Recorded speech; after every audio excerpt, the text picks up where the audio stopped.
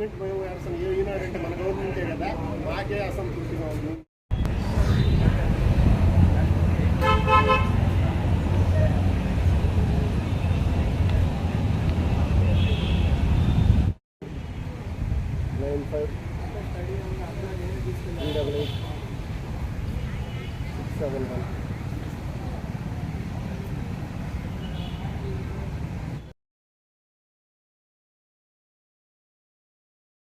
మళ్ళీ నేను దళిత సంఘర్షణ సమితి జిల్లా అధ్యక్షుని.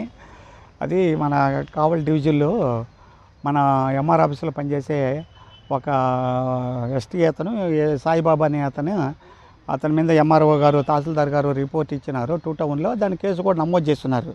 ఈ విషయం దాదాపు 6-7 నెలల నుంచి నలుగుతూ ఉంది. ఇది రెవెన్యూ వాళ్ళ ఆఫీసర్స్ అందరూ కూడా చాలా తప్పు ఇది.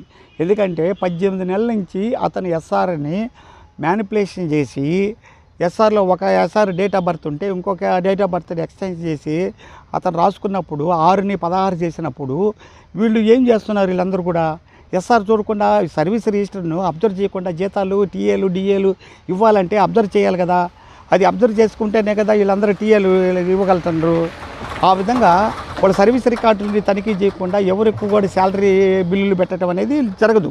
అయితే 18 నెలలు ఆయన అలా దాదాపు 18 లక్షల రూపాయలు అతను డ్రా చేశాడు. ఇది మామూలుగా ఉన్న డేట్ కన్నా ఎక్స్టెన్షన్ డేట్లో 18 లక్షల రూపాయలు డ్రా చేశాడు.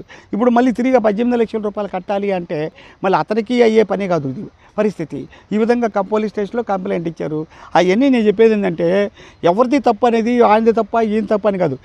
అధికారులు అందరూ ఎస్ఆర్లో అన్నీ అబ్జర్వ్ చేసుకోవాలి. ఎవరైతే ముందు రిటైర్మెంట్ వస్తుందో వాళ్ళకి అబ్జర్వ్ చేసుకోవాలి 2 సంవత్సరాల ముందు. అదే రైల్వేలో చూడండి అప్ టు డేట్గా ఎప్పుడు అలా ఉంటాయి కూడా. వీళ్ళు చేయకుండా ఆఫీసర్స్ చాలా తప్పు ఇది. ఆఫీసర్ తప్పు.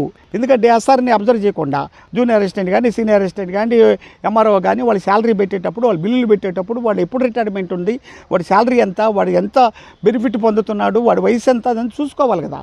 ఆ చూసుకొని అవన్నీ కూడా టీఏ ఎంత డిఏ ఎంత ఎన్ని బిల్లులు పెట్టాలంటే ఆయన ఎస్ఆర్ చూసుకోవాలి. ఎస్ఆర్ దాదాపు 18 నెలలు ఎస్ఆర్ చూడకుండా అతనికి శాలరీ ఎట్టిచ్చారు?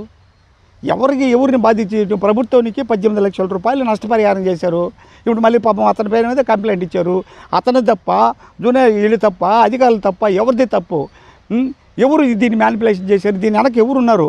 ఎస్ఆర్నే రుజుత్వం అనేది చాలా తప్పు. మీ వాటికి మీరు పనులు చేసుకోవటం, మీరు రియల్ ఎస్టేట్ వాళ్ళు కాడ ఏదో 10 పరకు తీసుకొని మీ పనులు మీరు చేసుకుంటూ ఉంటే ఇది మంచి పద్ధతి? మీరు ఏమి పరిపాలకులు మీరు మొత్తం కూడా మీ కలెక్టర్ గారు సరైన కలెక్టర్ గారు అయితే మిమ్మల్ని అందరూ ఇంటికి పంపించాల్సి వస్తుంది.